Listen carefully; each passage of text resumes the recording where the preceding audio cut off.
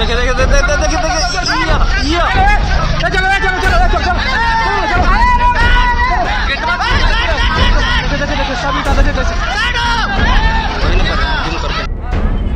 मार के पहले छिटरा दो।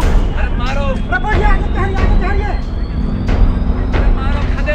वो डीएम नहीं थे, डीएम के रूप में लग रहा था कि कोई शैतानी आत्मा उनपे घुस गया है, या उसको क्या कहेंगे, आतंकवादी कहेंगे या उग्रवादी कहेंगे। लग रहा था जैसे ये नेपाली नगर चंद विहार कॉलोनी कोई आतंकी मोहल्ला हो।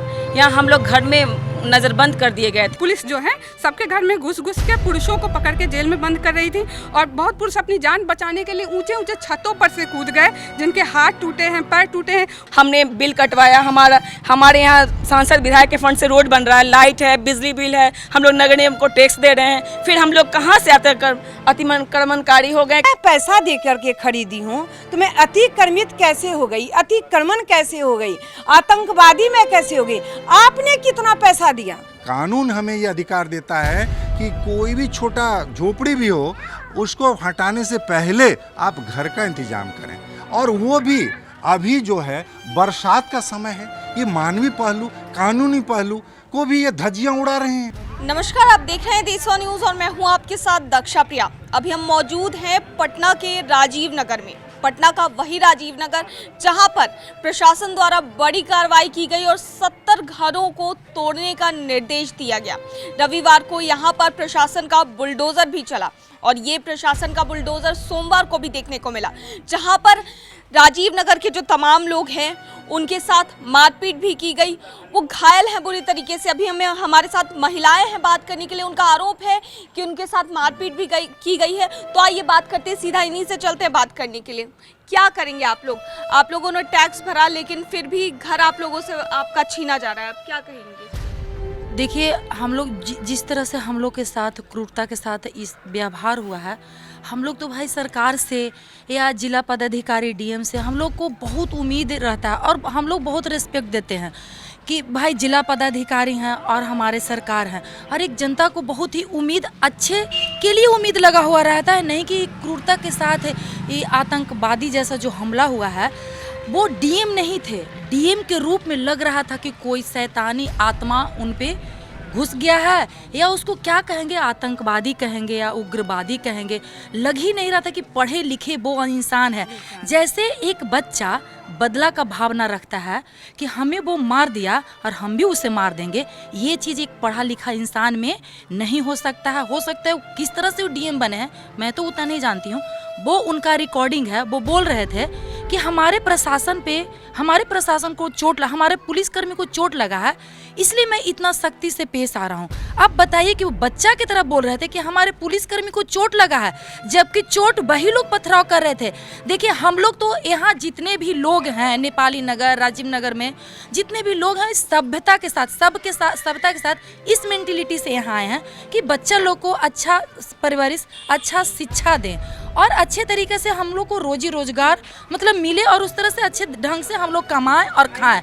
और तो इसके लिए तो हम लोग एक डंडा का भी तैयारी नहीं किए हुए हैं, और हम लोग के पास अगर कोई लाठी भी खोजे तो हम लोग लाठी भी नहीं हम लोग के पास। लेकिन हम लोग को ये आशंका नहीं थी कि ये अचानक हमला होगा। जैसे पहले हुआ करता था, तो पहले भी हुआ करता था, तो पहले के राजा महाराजा भी इतने क्रूर नहीं होते होंगे जो अचानक हमला कर। दोनों तरफ से तैयारी रहती थी, और लेकिन यहाँ हम लोग तो एक लाठी का भी तैयारी नहीं रखे, और वो जिस तरह से आके महिलाओं को खेद के मार रहे थे, महिलाओं को खेद रहे थे। जिस घर का गेट खुला था और उस गेट पे अगर चार पांच लेडीज अगर खड़ी थी, तो वहाँ कह रहे थे कि ये यहाँ कर्फ्यू है लगा हुआ, मतलब सीधे आप लोग पर अटैक होगा। और हमारी पूरी जिंदगी का कमाई इस घर में लगा है। जब घर का नींव रखा गया था, उसी समय प्रशासन को, उसी समय सरकार को एक घर का निर्माण, 2 घर का निर्माण हुआ था, तो 2 घर के अगर आपको तोड़ देते, बोलते कि नहीं हम ये इंडस्ट्री एरिया बनाएंगे, तो इतना हलचल मचता ही नहीं। तो लोगों को क्या लगा, सारा राजीव नगर और नेपाली नगर तो एक ही जमीन है, तो लोगों को लगा कि जब उधर मकान बन गया है तो इधर क्यों नहीं बन सकता है। इसी उम्मीद से उधर भी सरकार नहीं करेगी तो हम लोग को भी नहीं कुछ करेगी।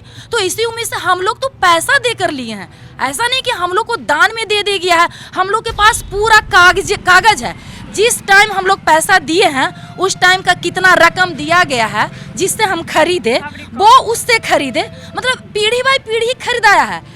हमारे इस चंद्र विहार नेपाली नगर कॉलोनी में 4 दिनों से जो माहौल रहा, लोगों ने खाना तक नहीं बना, किसी के घर में पानी नहीं था, बिजली काट दिया गया था। लग रहा था जैसे ये नेपाली नगर चंद्र विहार कॉलोनी कोई आतंकी मोहल्ला हो। यहाँ हम लोग घर में नज़रबंद कर दिए गए थे। 2000 की संख्या में पुलिस बल हर गली में, हर मोहल्ले में कहा जा रहा था कि आप लोग घर में रहिए, नहीं तो पीटा जाएगा, मारा जाएगा। और महिलाओं को खींच के मारा जा रहा था। इतना क्रूरतापूर्ण जो व्यवहार किया जा रहा था वो एक मानवीय आधार पर कहीं से उचित नहीं था।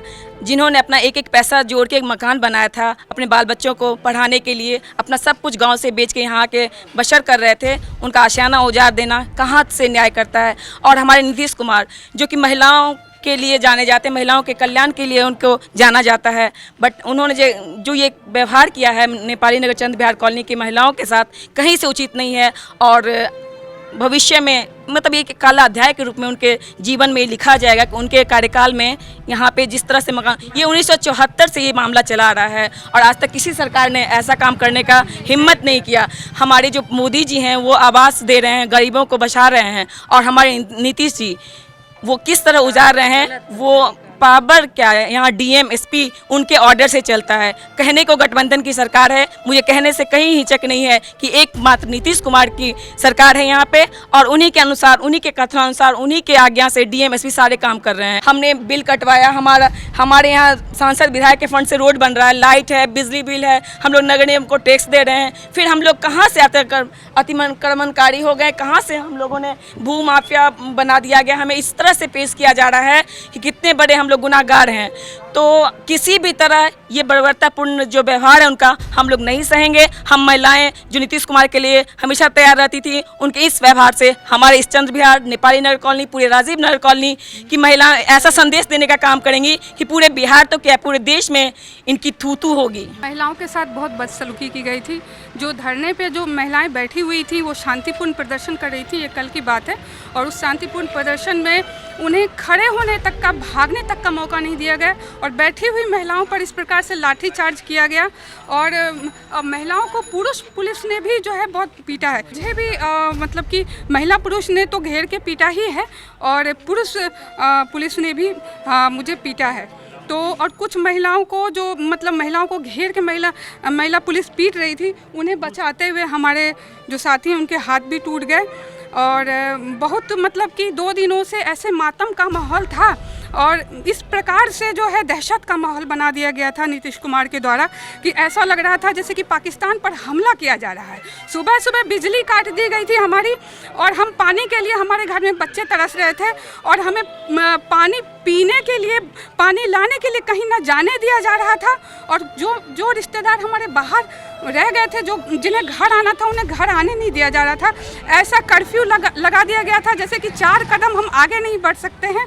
और पुलिस जो है लोगों के घरों में घुस करके छतों पर जो है मंडरा रही थी, और प्रत्येक घर के जो पुरुष हैं उनको मतलब कि पकड़ के सबको जेल में बंद कर रही थी।